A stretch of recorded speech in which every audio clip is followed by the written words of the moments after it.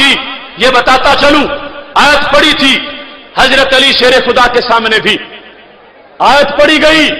ये नस्ब राया है, जिल्द नंबर 3 है, और ये इसका सफा नंबर 462 है, और ये हाकिम में भी है, ये हाकिम की मुस्तदरक में भी है, तबरानी की मोजम में भी है, मोजम कबीर में। ये सुन लो और याद रखो, हशर तक काम देने वाली बातें हैं। अभी मैंने ये सिर्फ नजरिया बयान कर रहा हूं, फिर मैंने हर सदी में इस पर अमल भी दिखाना है।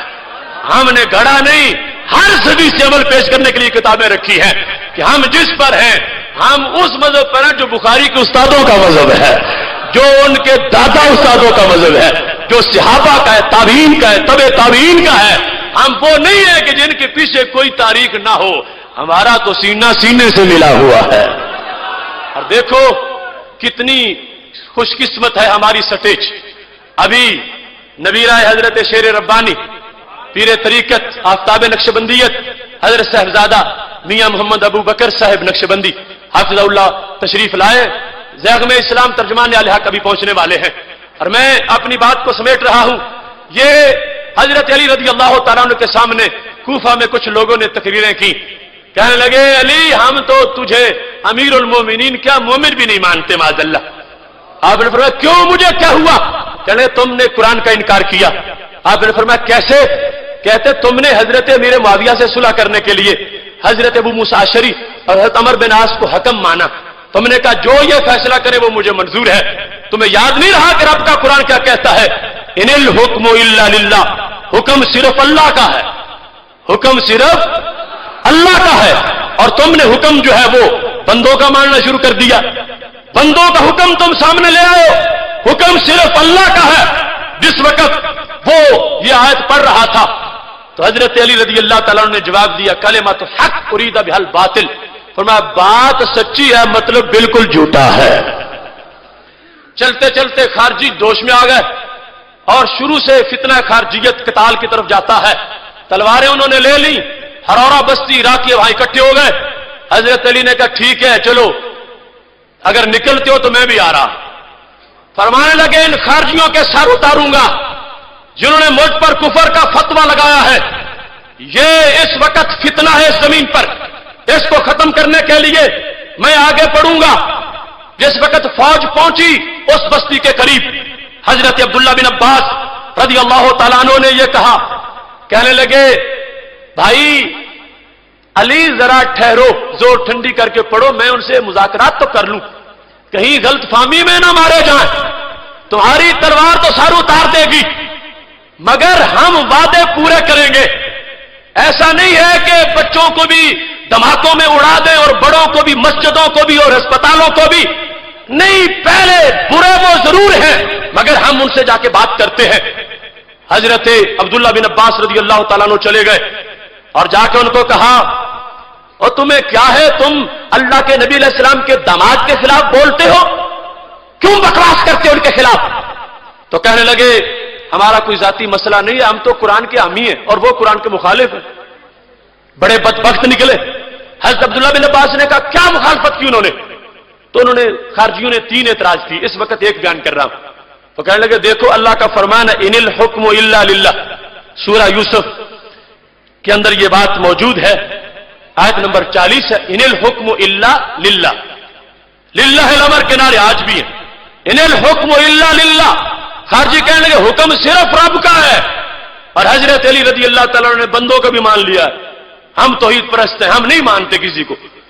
हजरत बिन अब्बास ने कहा जालिमों इनके घर कुरान उतरा है, इन्हें पता है या तुम्हें पता है? कहते नहीं नहीं कुरान किसी का नहीं, हम खुद मानने वाले हैं, कुरान हम पढ़ रहे, इनिल हुक्मु इल्ला लिल्लाह। कुर्बान जाए हजरत अब्दुल्ला बिन अब्बास के तर्ज इस्तिदलाल पर। पढ़ो कुरान, फिर निकालो कुरान, सारा आता है या कुछ आता है? तुमने हजरत अली पर कुफर का फतवा लगा दिया। मैं तुम्हें कुरान सुनाता हूं। फरमाया कुरान मजीद में है ला तक़्तुलुस सैद व अंतुम हुरुम, हालते इहराम में हो तो शिकार मत करो, और अगर किसी ने कर लिया उसकी मिसल देना लाजिम है। मिसल का फैसला कौन करेगा? फरमाया यहकुमु बिही ज़वा अदलिम मिनकुम, अल्लाह फरमाता 2 आदिल आदमी जो फैसला कर दे वो शरीयत का फैसला है। हज़रत अब्दुल्ला बिन अब्बास ने बड़ी मीठी बात की, کہنے لگے حکم قرآن کا فی ارنب سمنوہا ربع درم، یعنی 4 آنے کا خرگوش مر جائے، 4 آنے کا خرگوش مر جائے تو قرآن کا 2 حکم بنا لو، 2 بندوں فیصل بنا لو، ان کا فیصلہ مانا جائے گا۔ ابن عباس کہنے لگے بدبخت، تو 4 آنے کا خرگوش قیمتی ہے یا امت کا خون قیمتی ہے؟ حضرت علی نے کوئی جرم نہیں کیا۔ ان الحکم الا للہ کا مطلب یہ ہے کہ حکم اصل میں رب کا ہے اور رب اپنے بندوں کو عطا فرما دیتا ہے۔ اب یہ ہے پرانا طریقہ جھوٹا توحید بیان کرنے کا، ان الحکم الا للہ۔ حضرت علی پر کفر کا فتویٰ لگا دیا کہ حکم رب کا ہے، حکم رب کا ہے، تم رب کے حکم کی خلاف ورزی کر رہے ہو۔ حضرت عبداللہ بن عباس نے سمجھایا، فرمایا ان خفتم شقاق بینہما فبعثوا حکما من اہلہ وحکما من اہلہا، سورہ النساء ہے، آیت نمبر 35 ہے۔ فرمایا اللہ فرماتا ہے جب میاں بیوی میں شقاق کا خطرہ ہو، ایک حکم مرد کی طرف بنا لو، ایک حکم عورت کی طرف سے لے لو۔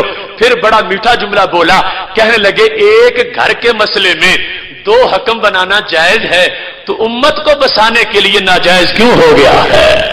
قرآن جب بنوا رہا ہے تو کوئی ختم نہیں ہوا اسی بات، بلکہ رب تو فرماتا ہے فلا وربک لا یؤمنون حتی یحکموک، میرے نبی کوئی مومن ہو ہی نہیں سکتا جب تک تم اپنا حکم تسلیم نہیں کر لیتا۔ تو پتا چلا رب کا حکم بھی ہے، رب کی طرف سے حکم بنتا ہے، حکم کو فیصل کو ملتا ہے۔ اور یہ پرانی طرز ہے لوگوں کی کہ اب حضرت علی کے سامنے آیتیں پڑھ رہے تھے اور بتا رہے تھے، لیکن حضرت عبداللہ بن عباس نے جب سمجھایا تو کیا ہوا، اس پر اتنا بڑا انقلاب آ گیا۔ ایک روایت میں 20,000 خارجیوں نے توبہ کر لی، ایک میں 4,000 نے توبہ کر لی۔ اب سامنے قرآن ہی تھا مگر پڑھایا ہوا غلط لوگوں نے تھا اور صحابہ سے کر رہے تھے، لیکن یہ شان ہے اس قرآن کی کہ اس کو سمجھنے کے لیے حق والوں سے تعلق ضروری ہے، اور اس حق کے تعلق کی بنیاد پر آج بھی دیکھو اہل سنت کو رب ذوالجلال نے یہ شان دی ہے کہ نور بھرے چہروں کا تسلسل ایک تاریخ کی داستان ہے، جس کی وجہ سے آج بھی ہمیں قرآن کا پتہ چلتا ہے، ان لوگوں کے نور کی رہنمائی بھی حاصل رہتی ہے۔